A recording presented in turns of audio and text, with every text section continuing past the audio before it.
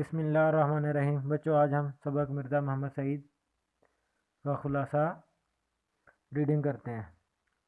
صبح کے اخبارات میں خبر پڑھ کر دل افسردہ ہو گیا کہ آج پروفیسر مرزا محمد سعید کا صوم ہے۔ خاموش زندگی، خاموش موت۔ مرزا صاحب کی علالت مزاج یا مرض الموت کی اطلاع اس سے پہلے کبھی نہ ملی تھی۔ حد یہ ہے کہ پرسوں ان کا انتقال ہو گیا اور ان کے سینکڑوں چاہنے والوں کو اس سانحہ ارتحال کی خبر تک نہ ہوئی۔ عالم کی موت ہوتی ہے۔ ابھی ہمیں اس بات کا اندازہ نہیں ہو سکتا کہ مرزا صاحب کے جانے سے ہمارا کتنا بڑا نقصان ہو گیا ہے۔ اب ان کی عدم موجودگی رہ رہ کر ان کی یاد دلائے گی اور وقت کے ساتھ ساتھ ان کی جدائی کا زخم گہرا ہوتا جائے گا۔ دراصل خود مرزا صاحب شہرت سے گھبراتے تھے اور پبلک پلیٹ فارم پر آنا انہیں پسند نہ تھا۔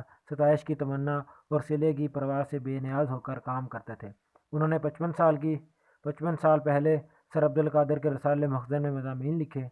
انہوں نے یہ کام شیخ صاحب کی فرمائش پر نہیں بلکہ اپنا دل چاہنے پر کرنا شروع کیا تھا۔ میرا صاحب کسی کو خوش کرنے کے لیے نہ لکھتے تھے اور نہ ہی پیسے کے لیے لکھتے تھے۔ انہوں نے اپنا پہلا ناول یاسمین اپنے ایک شاگرد کو بلا معاوضہ دے دیا اور دوسرا ناول خواب ہستی بھی بغیر کچھ دیے چھپوا دیا تھا۔ ایک بار ایک پبلشر لاہور سے دلی صرف اس لیے آئے کہ مرزا صاحب سے ناول لے سکیں۔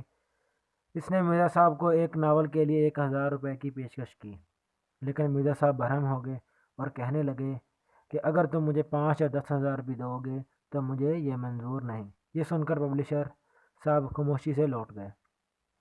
مرزا صاحب کا ایک علمی کارنامہ یہ بھی ہے کہ اگر اردو کی 100 عمدہ کتابوں کا انتخاب کیا جائے تو ان میں مرزا صاحب کی کتاب مہذب اور باطنیت کو ضرور شامل کرنا ہوگا۔ سر سید سے بھی مرزا صاحب کی عزیز داری تھی اور منشی ذکاء اللہ سے بھی ان کی قرابت داری تھی۔ مرزا صاحب نے موجود صدی کے آغاز میں لاہور کے گورنمنٹ کالج میں تعلیم حاصل کی۔ ان کے استادوں میں علامہ اقبال کا نام بھی شامل ہے۔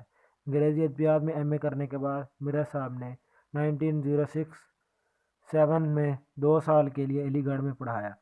اس کے بعد گورنمنٹ کالج لاہور میں بھی انگریزی کا پروفیسر ہے۔ پنجاب کے بے شمار اعلیٰ عہدیدار مرزا صاحب کے شاگرد تھے۔ ان میں پطرس بخاری اور امتیاز علی تاج کا نام نمایاں ہے۔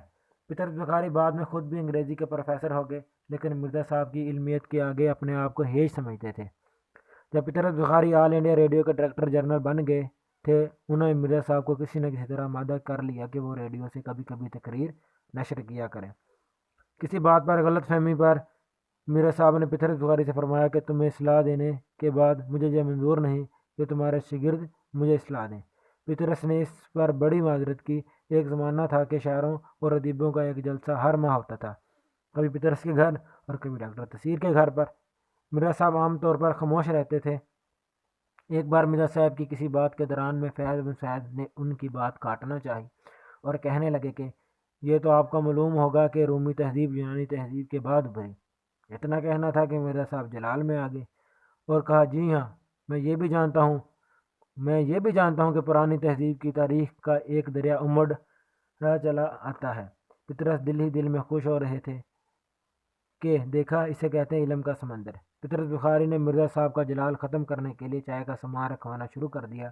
خدا خدا کر کے مرزا صاحب کا جلال رفع ہوا۔ مرزا صاحب گھنٹوں مطالعہ کیا کرتے تھے۔